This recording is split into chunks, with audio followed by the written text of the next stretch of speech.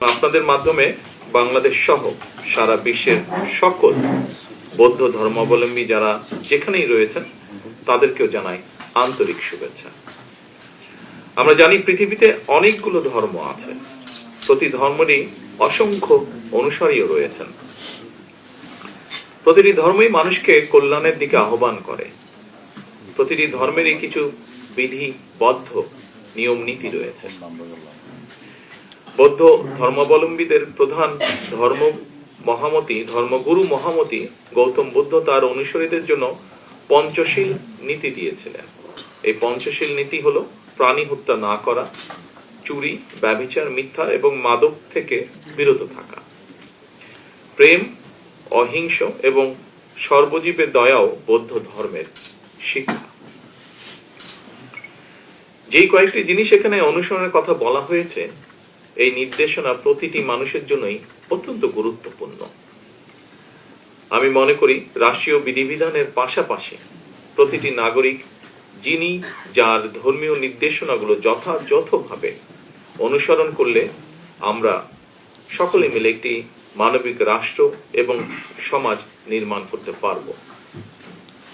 সুতরাং যাতে প্রতিটি নাগরিক প্রত্যেকে যে যার ধর্মীয় রীতিনীতি ও অধিকার বিধি বিনা বাধায় স্বাধীনভাবে অনুকরণ ও ভোগ করতে পারেন, এমন একটি রাষ্ট্র ও সমাজ বিনির্মাণ করাই হচ্ছে আমাদের সরকারের অন্যতম প্রধান দায়িত্ব এবং অঙ্গীকার।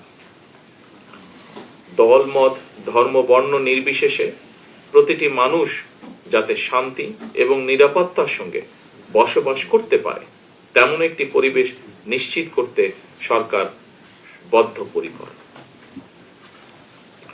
সম্মানিত সকল উপস্থিতিবৃন্দ,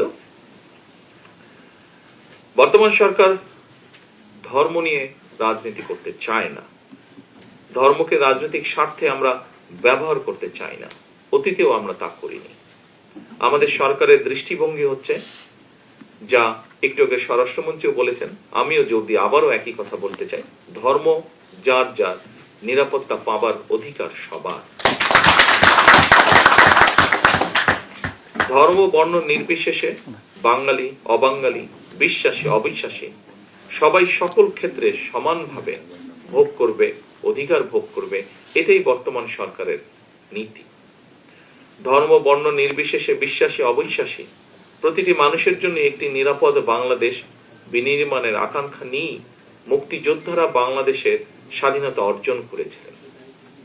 মুসলমান, বৌদ্ধ, হিন্দু, খ্রিস্টান সবাই মিলে লাখো প্রাণের বিনিময় এই দেশটা আমরা স্বাধীন করেছিলাম।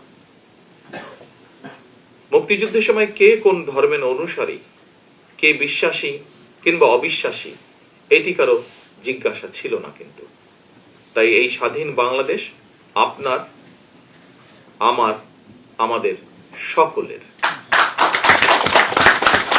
বর্তমান সরকারের একটি রাজনৈতিক দর্শন বাংলাদেশী জাতীয়তাবাদ। বাংলাদেশে এটি বারবার প্রমাণিত হয়েছে। একমাত্র বাংলাদেশী জাতীয়তাবাদের দর্শনই দেশের সকল বর্ণ, ধর্মীয় সম্প্রদায় ও নৃগোষ্ঠী নিবিড় সহ অবস্থান নিশ্চিত করতে পারে।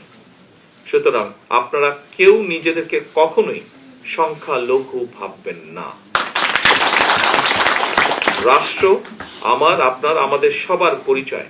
আমরা প্রত্যেকটি নাগরিক, সকলে আমরা বাংলাদেশী। পরিশেষে বৌদ্ধ ধর্মাবলম্বী সকল ভাই বোনদের আবারও আজকের এই দিনে আমি জানাই আন্তরিক শুভেচ্ছা। বৌদ্ধ পূর্ণিমার এই বিশেষ দিনটি আপনাদের জন্য হয়ে উঠুক আরো আনন্দময় ও তাৎপর্যপূর্ণ, এই প্রত্যাশা রেখে আমার বক্তব্য শেষ করছি।